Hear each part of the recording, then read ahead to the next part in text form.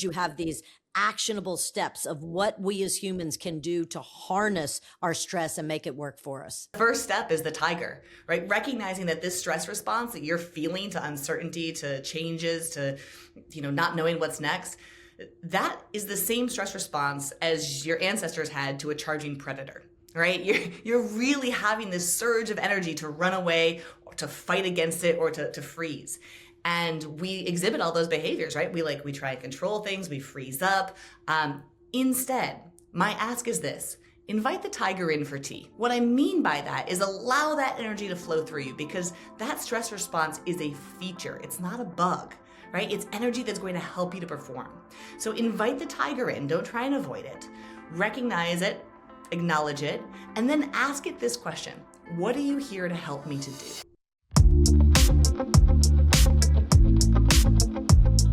Welcome to the Seismic Shift podcast. I'm your host, Michelle Johnston, and I am so excited today to introduce our amazing guest. She is a stress physiologist. Her name is Dr. Rebecca Heiss is in the house. Welcome, Rebecca.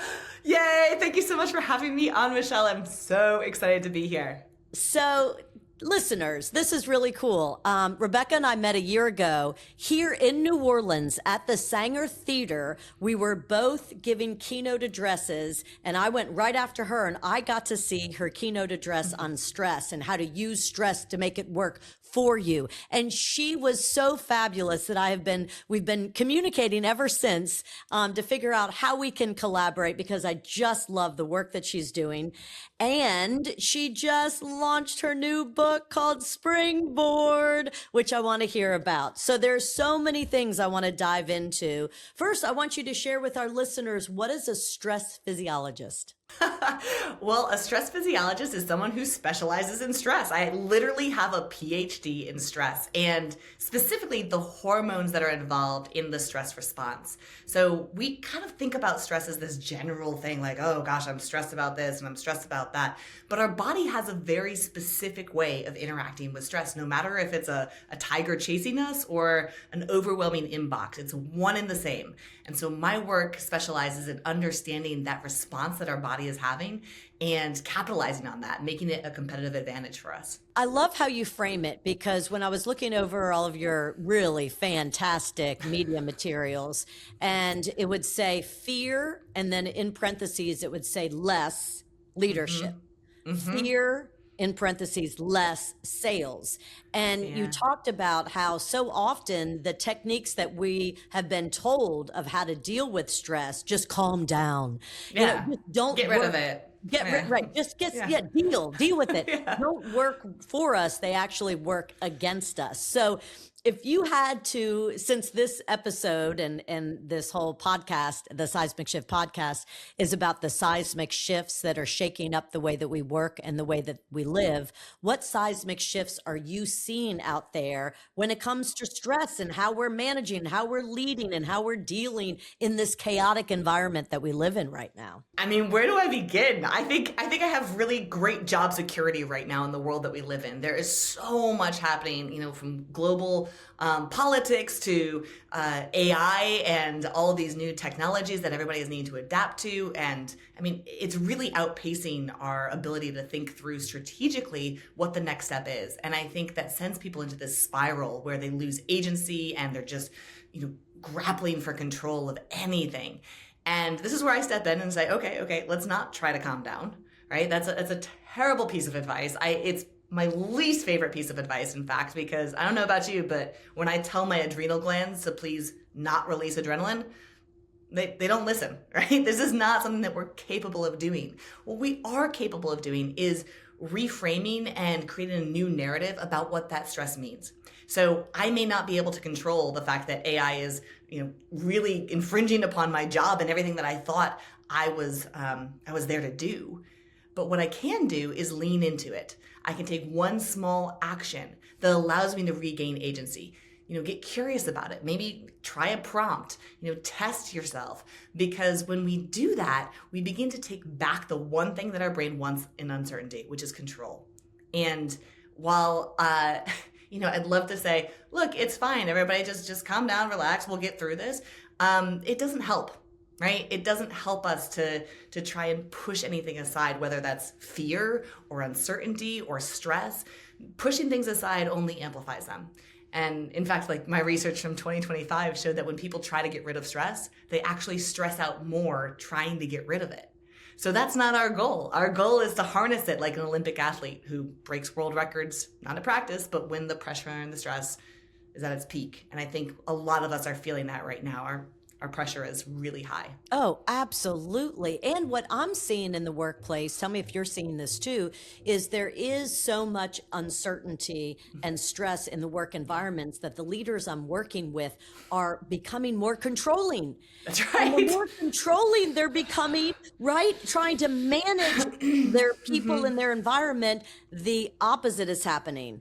That's right. They're not encouraging. It's not motivating. The clamping down and micromanaging is doing the exact opposite. So give listeners some tips. What can we do? Because you always, that's one of the wonderful things about your speeches is you have these actionable steps of what we as humans can do to harness our stress and make it work for us. Yeah, thanks so much, Michelle. I like to invite my audience to come into my lab, like to put them through these exercises. So I'll do my best with your listening audience today to sort of put you through some of these exercises. And the first step is the tiger, right? Recognizing that this stress response that you're feeling to uncertainty, to changes, to not knowing what's next, that is the same stress response as your ancestors had to a charging predator.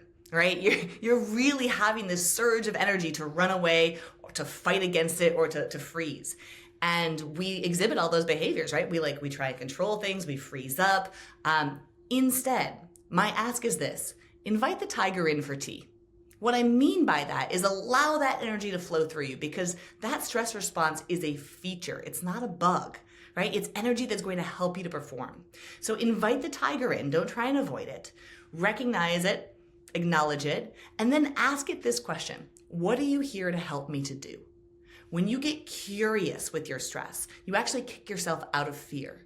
And that allows you to begin to transfer this energy differently. Rather than trying to tamp down on it or suppress it, we're going to utilize that energy by acting as if there's an adventure to be had. So our brain actually takes some time to catch up to our body. So if we position our body as if there's an adventure, like we put a smile on, we throw our shoulders back, we're like, yeehaw, here we go. This is exciting, team. Like, do I know where we're going? Not exactly, but we're going to get there together. Even if you don't believe it, and this is one of my favorite pieces of research, even if you don't believe what you're saying, what ends up happening is your body responds as if, and your brain gets this slight piece of maybe this is true.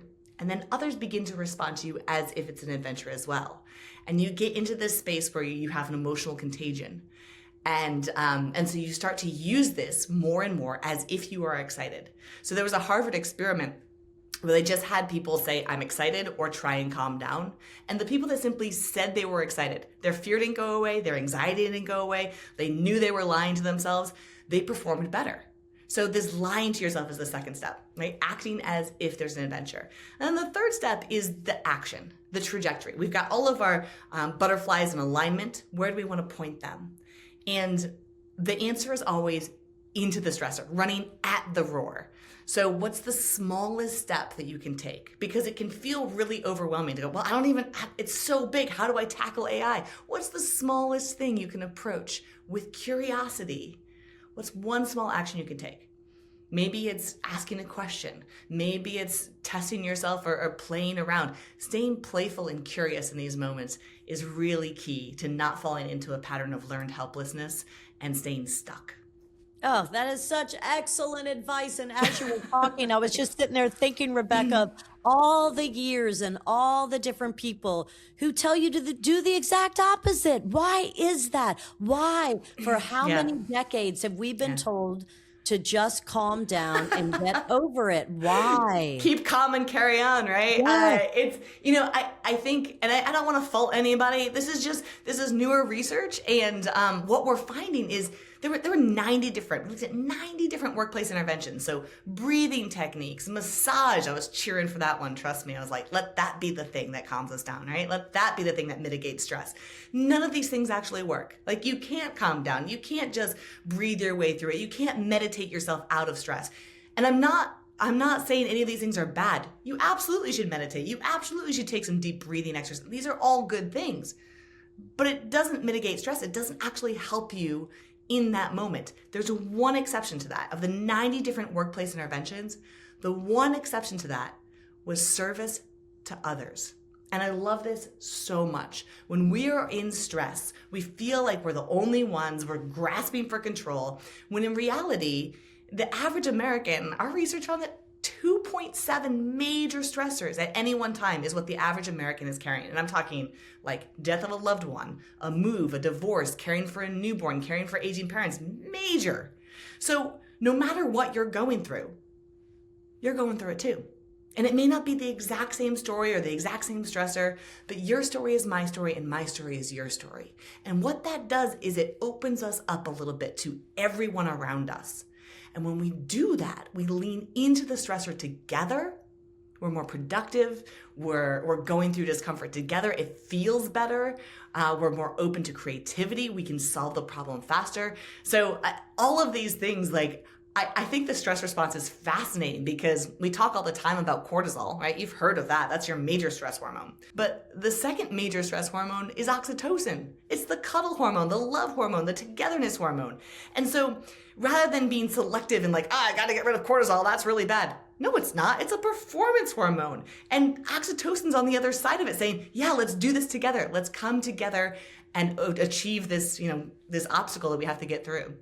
Oh my gosh, this is so fantastic. Well, I have an ask for you. So sure. This semester I teach MBA students strategic communication, and they're going to have to give a big presentation. And whenever I coach my students on presentation skills, I talk about communication apprehension, that there is a real fear of public speaking. It's been identified as the number one fear amongst Americans. Sometimes it manifests as a shaky voice, as sweaty palms, a rapid heart rate, dry mouth, but you probably will experience it, right? And so we go through some of the techniques in class. I bring them through isometric exercises just to try to eliminate some of that extra added adrenaline that happens right before presentation. We talk about deep breathing. We talk about the importance of preparation. What could you add I love this question. to that? Yeah, what could you add so that I can best help them?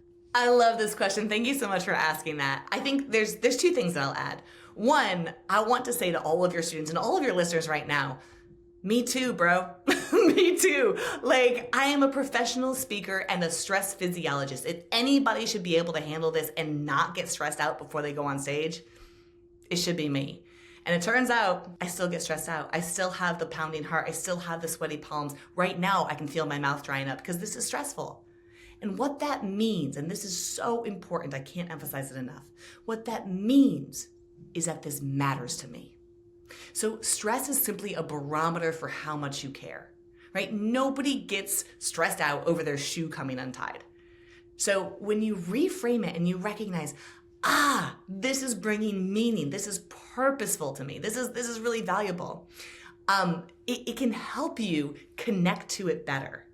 So there's a danger there, of course, because you're going, oh gosh, this is really meaningful, this is really purposeful, I don't want to screw this up. Full stop. Do it in service of others. So that's the twofold, right? Like, yes, this is meaningful, this is purposeful, and this is not about me. It's in service to these people. And when we flip that switch, now suddenly that oxytocin response, that like pounding heart rate, actually is bringing oxygen to your brain to help you think faster, right? This is a benefit, it's a feature, again, not a bug, but your stress response is there preparing you to perform. It's there to help you. Oh, thank goodness. Good. Because this is fantastic. Because I tell them, I said, the way to really psych yourself out is your self-talk. So if you're telling yourself that you are So going to important. get an F and that you're not prepared and that you're a horrible speaker, then you're not going to be at your best. If you tell yourself the truth that you now know more about this speech than anybody in the classroom, including your professor, that you are ready to share this information, that this stress is excitement and use it to make it work for you, then you're going to be in better shape. And then I tell this story. You will love this. This is a real story, Rebecca. Years ago, when I was teaching freshmen, I was teaching them in the stadium style classroom. And for the best presenter, I had 2 tickets to Jazz Fest to give to the best presenter. So we made it a competition, right? And so in the stadium style classroom, I called, we'll call her Lucy. And Lucy was about to come down and she was in the back row.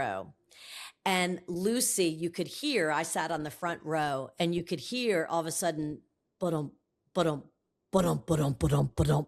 And Lucy tumbled down the stadium style classroom. Bless her. And she hops up and is like, I'm okay. Lucy. I'm okay. She gets up, delivers this amazing speech. Love it. Wins the award. That's right. I have her come up on stage. I said, tell us about your beginning. And she said, you know what's interesting, Dr. J? She said, I was telling myself when I was wearing these heels in the very back row and walking down these stairs, I kept telling myself, I'm going to fall. I'm going to fall. I'm going to fall. And all of a sudden, the next thing I knew, I was tumbling. And so self-talk is absolutely, it's real. I can't tell you. Really can happen. I can't tell you enough. Your self-talk is practice for what you're about to do. And your brain and body listen very, very carefully. I'll give a little tidbit that I think is really, really powerful. So frequently when people are doing self-talk, they'll say, I am going to do this. I am going to do that. I am going to do this. And it actually makes it worse. Even if you're trying to use positive intention. One of the big tricks of the trade is to create a third party. So we call it emotional distancing. So Rebecca is going to rock this presentation. Rebecca's got this. Rebecca is confident, right? So speak to yourself as if you were a third person. If you listen to some of the best athletes, LeBron James does this all the time. LeBron James does what's best for LeBron James. That's how he talks. And what he's doing, he's had a great mental coach. What he's doing is creating emotional distance so that it's not just you identifying you. It is a third party coaching you, telling you that you are strong, you're confident, you've got this. And as a result, your brain listens a little bit better. I had no idea. It's kind of fun. So everyone listening, really start looking at it like you have a coach. That's right. Right? And your coach is going to coach Michelle. So Michelle, you've got this. Michelle, you're going to do great. I remember when I was watching Rebecca give her amazing presentation to thousands of people, and she had this incredible energy on stage, coupled with all of this great actionable advice. And I was getting mic'd up as you were coming off, and I was starting to feel stress. I was starting to feel nervous, and I was able to use your techniques. And I started telling myself, this is in service with others. Like everything that I've practiced and everything in my talk on connection is going to help everybody in that crowd. I'm doing it for them. And so that technique really worked. And now, since I didn't know the one you just shared right now, I'm going to apply that. And I'm going to use that with my students, that just, think of it like you have your own coach and your coach is coaching you. Rebecca, you've got this. Rebecca, you know more than anybody in the class. Rebecca, this is valuable information. This is great advice. That's right. And I'm telling you right now, one of the most powerful things that I ever learned, and this is hard science, y'all, it doesn't matter if you know you're lying to yourself. It doesn't matter. It doesn't matter. The brain believes the story you tell it.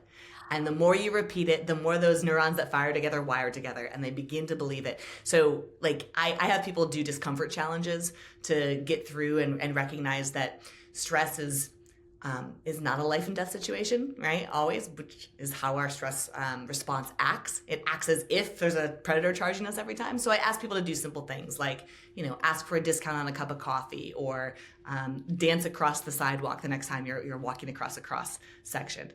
And inevitably, what ends up happening is people are like, well, that doesn't work. That doesn't work. That doesn't work. And they're right to a point, because the brain takes time for it to catch up. So it's actually changing your physiology first before your story in your brain changes. So you will actually watch your physiology, or watch your vessels open in a stress response rather than restrict as you're practicing and doing these stress inoculation exercises.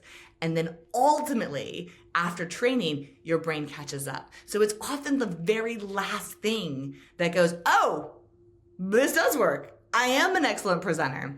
So give yourself that grace to know it's fine to act as if, until it becomes a reality. Oh, how cool. So what could I have my students do in the classroom to trick their brains? What physical movement should I have them get up and we can all skip across the College of Business? What could we do? Absolutely. Yeah, absolutely. I mean, any of these discomfort exercises are really built for inoculating yourself against stress. In other words, small exposures. It's kind of like exposure therapy, where like you're exposing yourself a little bit and then your brain realizes, oh, I had a stress response and I didn't die.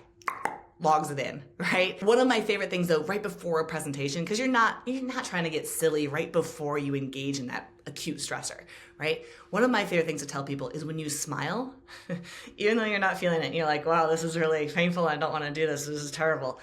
You end up sending happy hormones into your body. So we often think that we smile because we're happy, but the opposite is true. We are happy because we're smiling.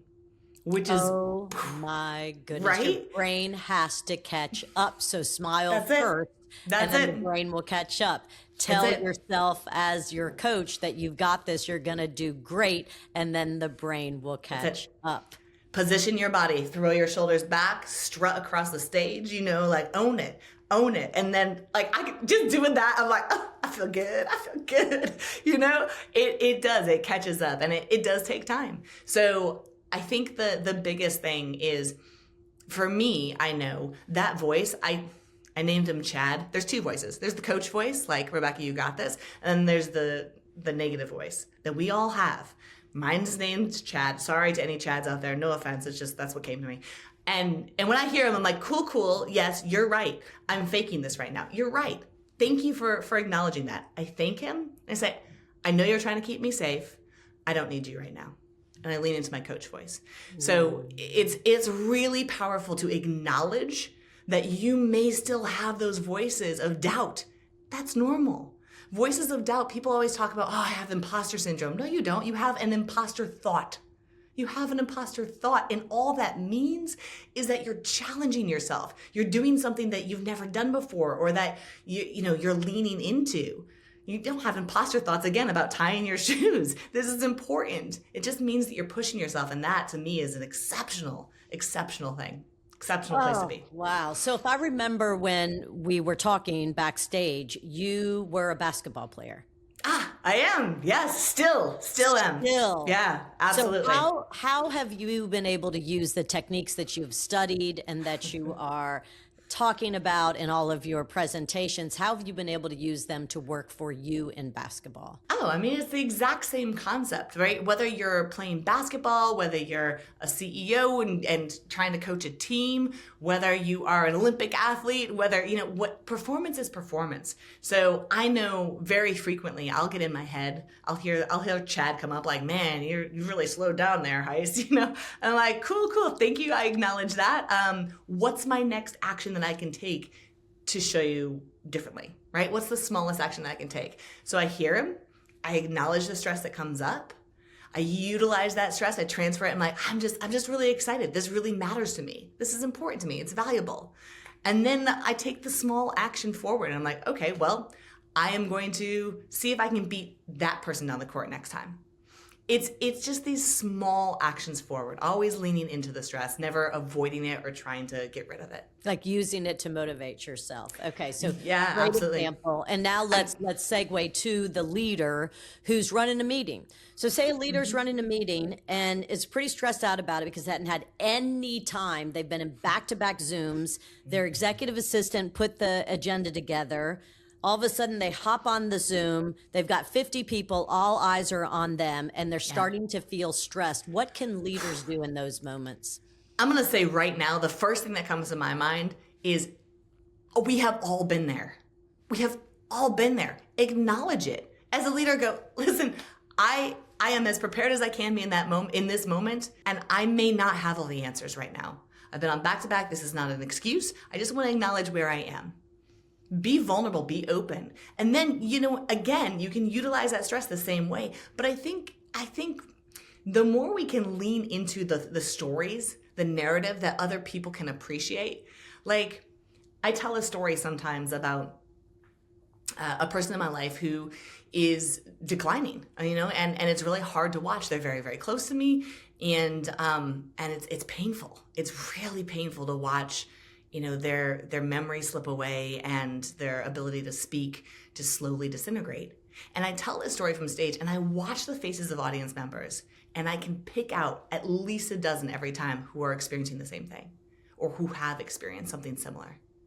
And again, that recognition of like, your story is my story is your story, acknowledging it in the moment and going, wow, we've really been here before, right? Like, we've all had that moment where 50 eyes are on me and I don't have all the answers. And I just want to acknowledge, like, let me get curious in the moment. That's one of my favorite things to do, because curiosity and fear can't coexist. Right? There's literally no brain mechanism that allows for it. So when we get curious, when we ask a question, when we lean into, like, how would you solve this problem? How do you think we should approach this? Are there any small steps that might be valuable to lean in? It really puts the pressure, or takes the pressure off the individual and brings it to the group as a challenge to solve rather than a problem that we're facing. Oh my gosh, I love it. Okay, tell us about your new book, girl. I'm so excited for you. Thank you. I'm excited too. This was it's such a joy to write. And I should have taken the opportunity when we were talking earlier about basketball. The Springboard comes from like a place of basketball. Springboard sprung off the back of a very, very stressful time in my life, in a dear friend's life who was diagnosed with stage 4 cancer. And we developed a whole basketball league around it for women over 40, because when we have a major stressor, sometimes leaning into it and finding ways to utilize that energy differently allows us to launch things. So I'll leave that there. But the book itself is really my keynote. It's an expanded keynote that walks you through my fearless stress formula. I had a lot of fun with it. I put QR codes in there so you can scan them and take quizzes and be a participant in the research and the experiments that I do. You can see me on stage. I've put a few clips in there as well. And it's a deeply personal book. I talk through a lot of my own trauma and drama and as I mentioned, some of my friends as well. And it's been a wonderful, wonderful narrative to be able to share. Oh gosh, that's great. So this is the whole thing, Springboard, transform stress to work for you.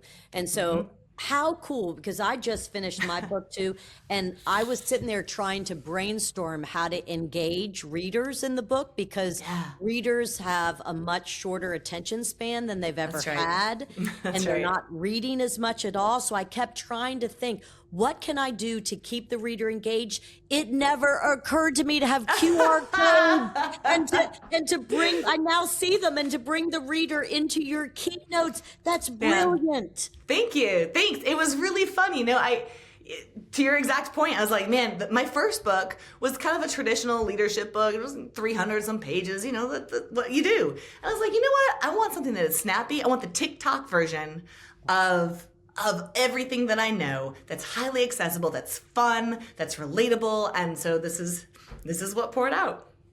So who would you say the target market is for Springboard? Yes. which is every marketer's worst nightmare, right? It is for teenagers who are struggling in academics or balancing, social media. It is for parents. It is for anybody going through a transition. It is for leaders that are helping to lead teams in uncertain times. It is for moms, dads. It is, if you are in a space where you feel anxiety about your future, about the world around you, about your job, it is hopefully a a resource that can help you utilize that stress and anxiety in an entirely new way. And it is my absolute joy to be able to deliver that to the world. So I hope that it's useful to all of your listeners. So tell us, congratulations. It's very exciting. Thank you. And congratulations on your book. I'm so excited to read it. Thank you. Yeah. And right. So you and I know how hard it is to write a book. And then once it's written, how uncomfortable it is. Talk about stress, how uncomfortable it is to promote and to get out there. And yet what we have learned, you and I, is that when we write, it is our keynote. And now we get to go out and help all these people. And that is what's beautiful. So share with our listeners what your life is about, because every week you're pretty much on the road on different stages, sharing this incredible stressless, fearless information. Yeah. I mean, I think you nailed it. In service to others, right? I ask people during my keynote to think about a project or an accomplishment that they're most proud of, right? And then to go back in time to when they were in the middle of that project, how stressed they were. They're like, oh my gosh, I was through the roof stressed.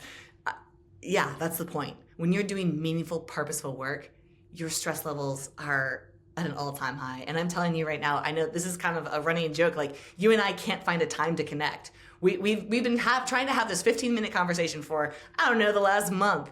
And I'm so stressed all the time. I'm on planes, trains, and I'm in 4 cities next week, and then I end it in a city to run a half marathon.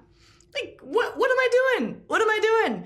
I love this work. I love this work. I love being able to connect with people, being able to share this with people, being able to give them morsels of things that they can incorporate into their lives and really use their stress, because it's not going away. Use their stress as a springboard to launch them toward whatever trajectory that they're excited about. And so my life is a joy because I get to share this information with people every day. I mean, if that's not a beautiful ending, I've never seen one. Mic drop moment. Thank you, Dr. Rebecca Heiss, the stress physiologist, the incredible keynote speaker, and the author of her newest book called Springboard. Thank you so very much for being on the Seismic Shift episode today. And I want to thank Loyola University New Orleans for their incredible sponsorship of this podcast. Have a beautiful day. Thanks to all of y'all for tuning in. Thanks, y'all. Bye.